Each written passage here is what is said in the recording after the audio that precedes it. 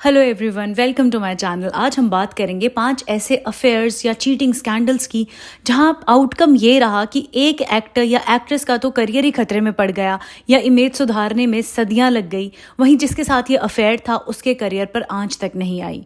Video को and तक देखिएगा क्योंकि नंबर 1 वाला जो स्कैंडल है वो आपको हैरान ही कर देगा। तो नंबर 5 पे हम बात करेंगे शाहरुख खान और प्रियंका चोपड़ा के अफेयर की। शाहरुख खान, जिन्हें किंग खान ऑफ बॉलीवुड कहा जाता है, a true gentleman, a loyal husband और एक ऐसा बॉयफ्रेंड जो उस टाइम अपनी गर्लफ्रेंड गौरी के लिए मुंबई आ गया था बिना कुछ सोचे समझे, और जिसने इतनी ज्यादा शोहरत को हासिल करके भी अपनी उस टाइम की गर्लफ्रेंड गौरी से ही शादी की। लेकिन जब डॉन मूवी की शूटिंग चल रही थी तो फ्रेंडशिप रूमर आने लगते हैं शाहरुख खान और प्रियंका चोपड़ा के। अब अगर ये सिर्फ फ्रेंडशिप रूमर्स थे तो ठीक था, लेकिन पापराजी उन्हें बहुत जगह साथ देखते हैं, उन्हें बहुत बार डेट्स पे देखा जाता है और ये रूमर्स फ्रेंडशिप से बढ़ के अफेयर तक चले जाते हैं। अफेयर पर ये रूमर्स नहीं रुकते, यहाँ पर सारे में ये खबर फैल जाती है कि शायद शाहरुख खान और प्रियंका चोपड़ा ने एक गुप्त तरीके से शादी कर ली है, क्योंकि उस वक्त प्रियंका चोपड़ा के फादर बहुत ज़्यादा सीरियस थे and he wanted his daughter to get married. तो इसीलिए शाहरुख और प्रियंका ने चुपके से शादी तक कर ली थी और इन्हीं रूमर्स को हवा देती है दोनों का वियर्ड बिहेवियर, जहां पर वो अवार्ड शोज में ओपन फ्लर्टिंग किया करते। शाहरुख खान जब उनके साथ फ्लर्ट करते तो प्रियंका चोपड़ा ऐसे ब्लश करती जैसे कि वो कुछ छुपा रही हो, हालांकि साफ दिख रहा था कि वो कुछ दिखाने की कोशिश कर रही थी। इवन एक अवार्ड शो में तो शाहरुख खान ने मैरी मी वाला सॉन्ग भी गाया था प्रियंका चोपड़ा के लिए, और यहाँ पर भी प्रियंका चोपड़ा बस ब्लश ही कर रही थी। फिर कुछ साल पहले ही प्रियंका चोपड़ा ने एक जैकेट भी दिखाई थी जो उन्होंने कहा कि ये उनके एक एक्स की है, और शाहरुख खान की सेम जैकेट्स में पिक्चर्स भी दिखी गई थी। अब ये सिर्फ रूमर्स नहीं थे, ये बिल्कुल सही था कि दोनों का अफेयर था, क्योंकि उस टाइम जो कॉन्सिक्वेंसेस प्रियंका चोपड़ा ने देखे उससे ये बात पुख्ता हो जाती है कि बिल्कुल इनका सीरियस अफेयर था। तो कॉन्सिक्वेंसेस क्या? कॉन्सिक्वेंसेस ये रहे कि गौरी खान करण जौहर की बहुत ज़्यादा अच्छी दोस्त हैं, they are best of friends, और गौरी खान का एक upper hand and strong hold है बॉलीवुड पर, और करण जौहर का भी, ये तो हर कोई ही जानता है। अब गौरी खान ने इनसिक्योरिटी के चलते प्रियंका चोपड़ा को बहुत ज़्यादा कॉर्नर किया, इवन उनके खिलाफ एक गैंग ही बना दी थी बॉलीवुड में जो सबके सब उन्हें कॉर्नर करने में लगे हुए थे, और इसी वजह से बहुत ज़्यादा मूवीज़ प्रोजेक्ट्स भी छीन लिए गए। कोई मूवी प्रोजेक्ट या एड फिल्म भी उन्हें मिलती तो गौरी खान वहाँ जाकर भी इंटरवीन करती, ऐसे रूमर्स रहे थे। वहीं शाहरुख खान को उन्होंने सिर्फ इतनी धमकी दी कि अगर ये अफेयर बंद नहीं हुआ तो अपने बच्चों को लेकर उनके घर से चली जाएंगी। लेकिन on the other hand Priyanka Chopra पे ये साइलेंट बॉयकॉटिंग मूवमेंट जो चला था उसका रिजल्ट ये रहा कि उनकी इमेज को बहुत हद तक टार्निश कर दिया गया था, जहां पर इंडस्ट्री का हर कोई इंसान यही बात करता था कि कैसे प्रियंका चोपड़ा ज़्यादातर मैरिड मैन को ही फंसाती हैं, क्योंकि इससे पहले उनके अफेयर के रूमर्स अक्षय कुमार के साथ भी थे। एंड एज अ रिजल्ट उनका करियर ऑलमोस्ट बॉलीवुड में ख़त्म ही हो गया। वो तो थैंकफुली उनका करियर हॉलीवुड में चल पड़ा क्योंकि शी इज़ टैलेंटेड, लेकिन अगर आप गौर से देखें तो अफेयर तो 2 लोगों का था और शाहरुख खान की इमेज पर या उनकी पर्सनल लाइफ पर एज सच कोई भी फ़र्क पड़ता हुआ नहीं दिखा। नेक्स्ट हम बात करेंगे सलमान, ऐश और विवेक ओबेरॉय की। अगर हम बात करें सलमान और ऐश्वर्या राय की तो उन्होंने हम दिल दे चुके सनम की थी, जहां पर ऐश्वर्या और सलमान खान प्यार में पड़ जाते हैं। ऐश्वर्या की खूबसूरती के आगे सलमान इतने पागल हो गए थे कि अपना 8 साल पुराना रिलेशनशिप जो उनका सोमी अली के साथ था उसे तोड़कर वो बहुत ज़्यादा सीरियस हो जाते हैं ऐश्वर्या राय के लिए। अब हम दिल दे चुके सनम की एंडिंग में ये होता है कि ऐश्वर्या राय सलमान खान से शादी नहीं करती और अपने हस्बैंड के पास वापस चली जाती हैं। सलमान खान इस एंडिंग से भी खुश नहीं थे, वो कहीं ना कहीं अपनी लाइफ को शायद इस मूवी में देख रहे थे और वो कहते हैं कि अगर वो इस मूवी की एंडिंग लिखते तो ऐश्वर्या एंड में उनसे ही शादी करती। अब ये प्यार कब पॉजेसिवनेस और टॉक्सिक रिलेशन में कन्वर्ट हो जाता है इसका किसी को ही पता नहीं चलता, जहां पर सलमान खान इतने पॉजेसिव हो जाते हैं कि वो ऐश्वर्या को दूसरे एक्टर्स के साथ मूवीज भी करने से रोकते हैं। वो हर वक्त ऐश्वर्या को एक्यूज करते थे कि उनका किसी और के साथ अफेयर चल रहा है। ऐश्वर्या अपनी फैमिली से अलग रहने लग गई थी सलमान से शादी करने के लिए, लेकिन फिर एक दिन जब एक अवार्ड फंक्शन में ऐश्वर्या पहुंचती है आंख पे एक नील लेके और फ्रैक्चर्ड आर्म लेके, तो सबको पता चल जाता है कि उनका रिलेशनशिप कितना ज़्यादा अब्यूजिव चल रहा है। लेकिन वो कहती हैं कि वो सीढ़ियों से गिर गई थी, ऑल्दो बाद में उन्होंने ये चीज़ एक्सेप्ट की है कि सलमान खान उन्हें फिजिकली अब्यूज़ किया करते थे। शादी का भी कॉन्स्टेंट प्रेशर दिया जाता है सलमान खान की साइड से ऐश्वर्या के लिए, और इस पॉजेसिवनेस के चलते और रोज़ के झगड़ों के चलते ऐश्वर्या राय ब्रेकअप कर लेती हैं सलमान खान के साथ। लेकिन सलमान खान एक्सेप्ट ही नहीं कर पाते हैं इस ब्रेकअप को, और फिर एंट्री होती है बेचारे विवेक ओबेरॉय की, जो उस वक्त अपने करियर के तो पीक पर थे और उन्हें अच्छी मूवीज भी मिल रही थी। लेकिन ऐश्वर्या राय के साथ जैसे उनकी मूवी आती है तो अब दोनों के ही अफेयर रूमर्स भी सामने आ जाते हैं।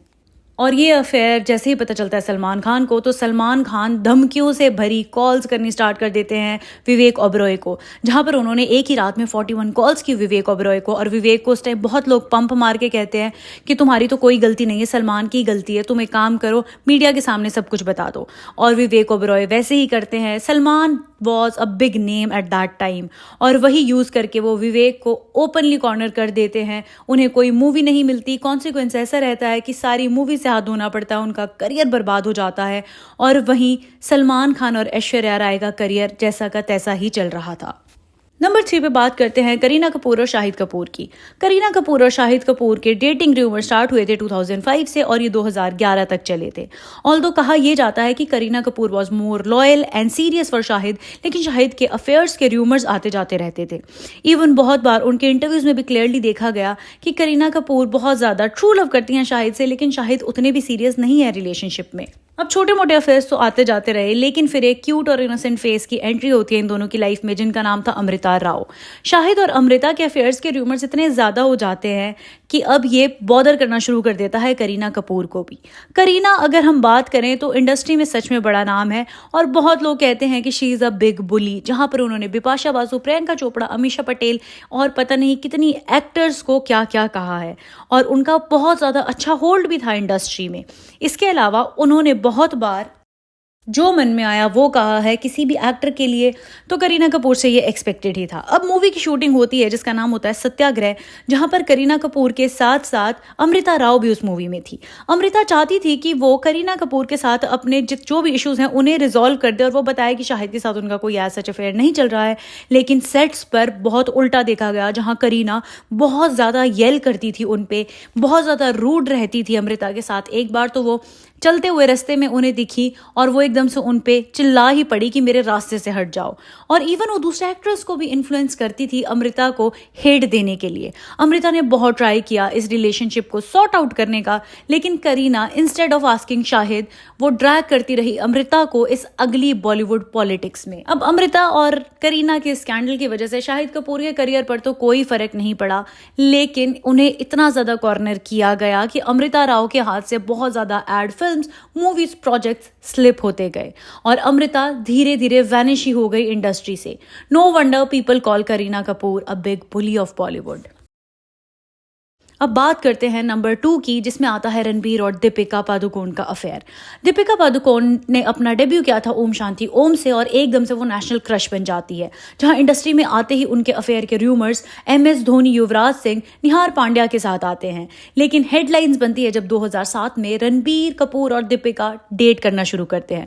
Both were madly in love with each other. Public appearances में दोनों की बॉन्डिंग क्लियर दिखती थी। ऑल्दो रूमर्स ये थे कि कपूर फैमिली वेलकमिंग नहीं है दीपिका के लिए, लेकिन फिर भी दीपिका एक दिन अवार्ड फंक्शन में RK का टाटू बनाकर अपनी गर्दन पे पब्लिक अपीयरेंस दे देती है। लेकिन फिर एक दिन दीपिका रंगे हाथों पकड़ती है रणबीर कपूर को उन्हें चीट करते हुए किसी और के साथ। और फिर दीपिका का आउटरीच दिखता है कॉफी विद करण में, जहां दीपिका और सोनम जाकर बहुत ज्यादा क्रिटिसाइज करती है रणबीर कपूर को। उसके अलावा दीपिका इनडायरेक्टली अपने डिप्रेशन का रीजन भी रणबीर कपूर को ही बताती हैं। यहां पर दीपिका ये भी प्रूव करने की कोशिश करती हैं कि वो खुद कितना लॉयल और एक अच्छा रिलेशनशिप एक्सपेक्ट करती हैं, और उन्हें कैसे धोखा दिया गया। यहाँ पर आउटकम ये रहता है कि रणबीर कपूर की जो पूरी इमेज थी वो इतनी टार्निश हो जाती है कि बहुत सालों तक उन्हें सिर्फ एक कैसेनोवा और लड़कियों के साथ खेलने वाला इंसान ही माना जाता है। लेकिन धीरे धीरे दीपिका के इंटरव्यूज में पता चल गया कि वो खुद भी कितनी ज्यादा सीरियस रिलेशनशिप्स में रही हैं, और कितना ज्यादा वो एक अच्छे रिलेशनशिप की डेफिनेशन दे सकती है। Where she was seeing justifying dating multiple man at a time, and she was also justifying sex outside marriage. ये स्टेटमेंट्स देते हुए उन्हें बिल्कुल भी बुरा नहीं लगता है, पर उनकी PR टीम हर जगह उनके मेस को क्लीन करती है। इवन रणबीर को इतना ज्यादा उनकी इमेज को टार्निश करके ही तो दीपिका की इमेज को उनकी PR टीम ने इतने सालों चमकाया, और इसका आउटकम ये रहा कि सालों लग गए रणबीर को अपनी इमेज को सुधारने में। अगर हम बात करें रणबीर की, तो उनके लॉन्ग टर्म रिलेशंस रहे हैं कटरीना कैफ के साथ, और इवन आलिया के साथ उन्होंने कुछ ही टाइम में शादी भी कर ली थी। लेकिन फिर भी उन्हें एक पर्वर्ट और कैसिनोवा कहा गया। ऑल्दो अब आलिया से शादी के बाद उनकी इमेज सुधरती दिख रही है। वहीं दीपिका का अब धीरे धीरे सबको रियल फेस भी रिवील हो रहा है।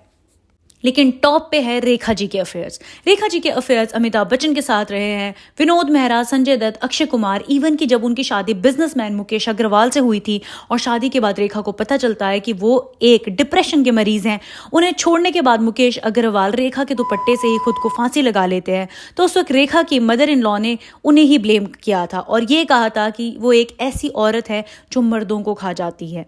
उसके अलावा उस टाइम के टैबलॉइड्स भी पीछे नहीं हटते थे रेखा के बारे में कुछ भी छापने से। जहां उन्हें मैन ईटिंग विच कहा जाता, उनके ऊपर एलिगेशंस लगते थे विच क्राफ्ट के भी। इवन जब अक्षय कुमार के साथ उनका अफेयर सामने आया था तो उस टाइम अक्षय कुमार की गर्लफ्रेंड रवीना टंडन ने यह कहा था कि रेखा एक घर तोड़ने वाली औरत है और वो खुद ही अक्षय पे डोरे डालती रहती हैं, उनके पीछे पड़ी रहती हैं। अक्षय ऑल्दो उन्हें कोई भी भाव नहीं देते। उनके ऊपर जो ब्लैक मैजिक के एलिगेशंस लगे थे वो बहुत ही ज्यादा वियर्ड रीजन की वजह से लगे थे, because she is very beautiful. और इंडस्ट्री में ये बात फैल गई थी कि अपनी ब्यूटी को मेंटेन करने के लिए शी प्रैक्टिसेस ब्लैक मैजिक और वो मर्दों का खून भी पीती हैं। उस टाइम न्यूज़पेपर्स, मैगजीन्स ऐसी खबरों से भरे पड़े होते जहां पर रेखा को एक डायन या चुड़ैल कहा जाता। It really took toll on Rekha जीज पीस एंड प्रोजेक्ट्स, बट जिनके साथ अफेयर्स थे उनकी इज्जत पर कोई दाग तक नहीं लगा। This was it everyone. I hope आपको वीडियो पसंद आई होगी, तो प्लीज़ लाइक करें, शेयर करें और सब्सक्राइब करें हमारे चैनल को। Thank you and take care.